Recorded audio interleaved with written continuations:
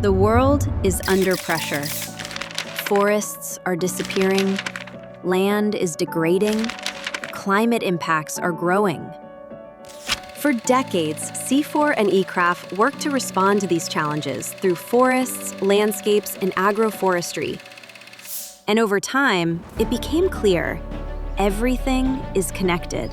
You cannot separate forests from people, or food from land, or climate from nature. So in 2019, we began working as one. And today, that journey enters a new chapter.